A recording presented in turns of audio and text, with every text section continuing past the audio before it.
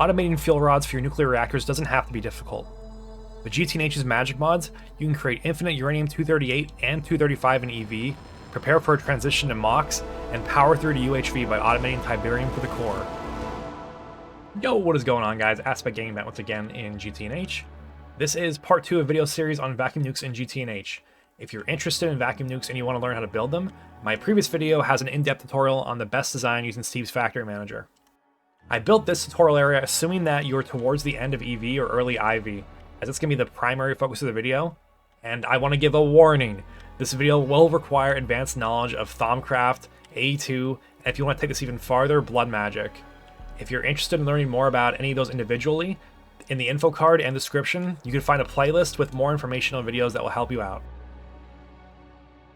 For our first vac nukes, we'll be using quad uranium fuel rods. These all require 4 fuel rods of uranium each, which all need enriched uranium nuclear fuel. The nuclear fuel consists of ICE-2 coolant, which is just lapis and water, 3 tiny piles of uranium-235, and 6 uranium-238. We can fully automate all the uranium using one mob, the Staballoy construct, which only spawns in the toxic Everglades. Using Witchery, it's possible to spawn one in the overworld, and then farm them infinitely with an Extreme Entity Crusher, or EEC. To accomplish this, we need to combine aspects of 3 different mods. Witchery, to create a Brew of shifting seasons to change the biome. EnderIO, to create a mob spawner for the Staballoy construct. And Gregtech, to create the machines to farm them. We'll start with Witchery. Our goal is to create a Brew of shifting seasons. To reach this goal, we're going to need a Witch's Cauldron and an altar with at least 5,500 altar power. The Witch's Cauldron and the altar are thankfully pretty easy to craft, and the altar needs to be surrounded with plants. It's a good excuse to make a little build, just to give your Witchery area some character. You can upgrade your altar with a player head, Arthana, filled chalice, pentacle, candelabra, and an infinity dragon egg if you're that far in the game. The final component to prepare is a Book of Biomes Extended Edition. This recipe can be a bit annoying if you're unlucky with biomes. The Toxic Everglades is on page 117. The cauldron requires a source of water and a fire underneath. With the cauldron and the altar set up, we're ready to brew.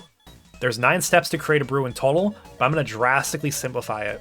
These are the basics you need to know just to make the Brew of Shifting Seasons, which I'm going to call the Biome Change Potion from here on. The first step is to increase the brew's capacity. Each type of brew has its own capacity requirements, which is essentially a level of the brew. The Biome Change Potion requires 8 capacity. You must add the ingredients in order of the lowest highest capacity as shown in the book. The cheapest recipe for us is Netherwort, Tear of the Goddess, Diamond Vapor, and a Diamond. Next, we'll add in Glowstone and a Blaze Rod to increase the power. For the Biome Change brew, this equates to an increased area of effect from 1 block to about a 4x4. There's a couple of extra blocks on each side. Next we'll add in the effect, which is the page from the Book of Biomes. Finally, add gunpowder to make it a splash potion. We're going to drop the recipe in order into the Witch's Cauldron. It is Netherwort, Tear of the Goddess, Diamond Vapor, Diamond, Glowstone, Blaze Rod, page from the Book of Biomes, and gunpowder. There's ways to min-max the brewing process, but if you're only doing it for this, that's all you need to know. Somewhere away from your base, create a spawning platform from the Staballoy golems. You want to throw your biome potion in the middle about, and then from there it'll transform all of this biome into toxic Everglades. You can use Cursed Earth, and even Time Wood if you have it, to try to increase the amount of spawns that you get. It took me about 4.5 minutes to get this golem to spawn. To capture the golem, you need to use a Soul Vial, which brings us perfectly into EnderIO, which is the next mod we have to use. It's fairly easy to create a custom-powered spawner. All you need is a broken spawner of any type, a soul vial of the mob that you want, a soul binder, and an anvil. Put the broken spawner and the soul vial together in the soul binder, and then give it 30 levels of XP. It'll take a while, but you'll get a custom spawner. Then you combine that spawner with the powered spawner in your anvil. And that's it. As a reminder, never hook up EnderIO machines directly to Gregtech cables, always use a capacitor bank. Now that our powered spawner is done, we can move on to Gregtech. We'll first talk about the EEC, or Extreme Entity Crusher. The EEC is a multi-block that simulates a mob grinder. I think for new players, it can be a little bit difficult to realize just how OP this is. The EEC has perfect overclocking, which means its speed and output increases on a 1-to-1 basis as voltage increases. Let's go over a few common pitfalls with creating your first EEC. First off, you must use the correct glass. An EVEC is going to require reinforced glass, even if the NEI preview is showing HV glass. The glass tier must match or exceed the energy hatch tier, and the EC must run an EV power at minimum, so HV glass is not even permittable. Also, enchanting the diamond spikes that go inside of the EEC do not impact the machine. However, you can insert a weapon into the controller of the EEC. Looting is able to increase your drop rates, and the damage your weapon does decreases the recipe time. Up to looting 4 applies. To do this, enchant the diamond spike with looting 3 and sharpness 5, and then take it to your overchanting table. Provide the table with Precantatio, put your spike in it, and then right-click it with the wand. You'll have to do it twice over to upgrade both enchantments, and it'll take 32 Precantatio and 30 levels from you both times. If you don't have a lot of enchanted books yet, the enchanter from EnderIO will help you out.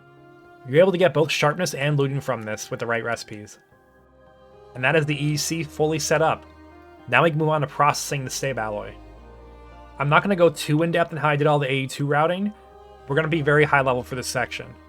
I will be updating the world download from the first vacuum nuke video in the description below, and honestly, don't copy my setups one-to-one.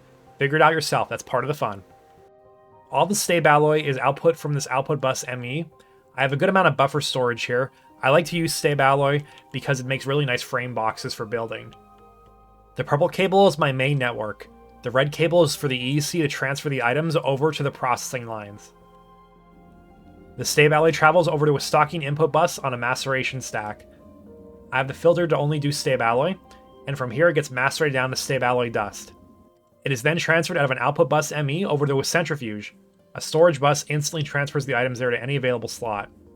The Staballoy dust is centrifuged into uranium-238 and titanium dust. Both dusts are outputted from an output bus ME. The titanium dust goes to a super chest. The uranium-238 has 2 destinations. One is a secondary centrifuge. This is centrifuging uranium-238 into uranium-235 and plutonium-239. It's good to start building up plutonium-239 right now. I have the recipes bookmarked. It will take you 4,320 plutonium to switch over to using MOX reactors if you have 16 reactors. This will take you days to build up. The orange net continues over to the compressor. Uranium-235 is transferred into an auto workbench. This crafts it in a tiny pile of uranium-235 dust, and then transfers this to the compressor in an input bus. A second input bus in the compressor transfers uranium-238 to the compressor, and both of these are being sent to another subnet. This time is another red net, where the uranium-238 and tiny piles of uranium-235 come together. I'm utilizing item conduits to take items out of the interface, which are being stocked in the top here, into this assembly machine. IC2 coolant is also being automatically produced with lapis and distilled water. We'll collect the enriched fuel in a drawer, which has a storage bus to the main net on it. This allows my main network to see the nuclear fuel, so I can request quad fuel rods. I'd recommend auto-crafting the rest of the components. Passiving them is not very worth it in my opinion. One thing that you'll notice is that your production of uranium-235 is extremely slow. To supplement your production, you could use Thermic Energistics. This takes a good amount of Thaumcraft know-how to create, but this is an arcane assembler. With this, you can create knowledge cores that you can program recipes into just like normal AE2. There is this recipe for tiny piles of uranium-235, which crafts directly from uranium-238. The arcane assembler requires a source of CentiV, which you can transfer through Thermic Energistics with a V-relay interface. In my case, I have a pretty small energized node, which I made with an ethereal shard by adding Exanimus and an Alienist to it. You can get both of these ethereal essences from Eldritch Guardians, which you can put in an EEC as well. If you're ever giving yourself a lot of warp, remember to carry a soul vial to grab one of these guys. If you don't do that, you can go into the Eldritch Dimension with the Primordial Pearl and find them there. Once you've added the ethereal essence to your ethereal shard, use an Essentia Dynamo or another charged node to power it up. You can make a truly gigantic node if you really want to with this method. Really, the sky is the limit. It will take a little while for your resources to build up, but now we're able to auto-craft fuel rods whenever we need them. I just put in a craft for 4 reactors worth of fuel rods, which is 40 times 4. After your system runs long enough, or if you can get a tier 3 rocket to go mine more plutonium, you'll be able to switch over to MOX fuel rods. What's amazing about MOX is that they fully recycle themselves, and you actually gain a little bit of plutonium in the process. So we take a look at this recipe. A depleted MOX fuel rod in a thermal centrifuge gives you 12 plutonium. On this row here, I have 1 quad fuel rod of MOX. These take 4 fuel rods of the single MOX, and then each of those is going to be taking 4 MOX nuclear fuel. that requires 24 uranium-238, which we already are producing, and 12 plutonium. We get that back, and we actually gain a little bit. Once you've reached that recycle loop point, you can turn off this extra centrifuge. It doesn't need to run anymore because you don't need any more uranium-235 or plutonium-239. And that's everything you need to know for EV and IV vacuum nukes. Stick around for just a little bit longer though. We're going to go into the mid-game, and we're going to take a look at how you can automate the core with blood magic. Automating the core is truly the final boss of both magic and vacuum nuke automation. The core is made up of tungsten steel, enriched nequata, and tiberium. Enriched nequata is created towards the beginning of ZPM. Tiberium can be sourced through blood magic meteors with the crystal mainframe recipe. To even think about automating this, we require extensive infrastructure in Thaumcraft and blood magic. We need to do thousands of automated infusions to create powerful blood altars, to max out blood magic and acquire blood orbs that increase our Soul Network's LP storage. Covering all this information in one video is not possible without it being over an hour long, so if you'll be attempting this, I have linked in the description below in my full vacuum nukes tutorial playlist. There will be videos there that will assist you in learning how to create your own automated blood magic meteor mining setup. If you're able to overcome those challenges to automate Tiberium, what awaits you are the most powerful vacuum nukes that can last you well into UHV. If you weren't convinced about vacuum nukes before, hopefully this propaganda inspires you to try them out. I really love combining magic and tech like this, so it's my favorite power source in GTNH. As time progresses, I'll keep updating the vacuum nukes tutorial playlist, by the way. For now, there's a lot of videos that I want to make but aren't able to yet, so I'll be including some supplementary videos from other GTNH content creators. Until next time guys, thank you all for watching, hope you learned something, and I'll catch you next time. Have a good day.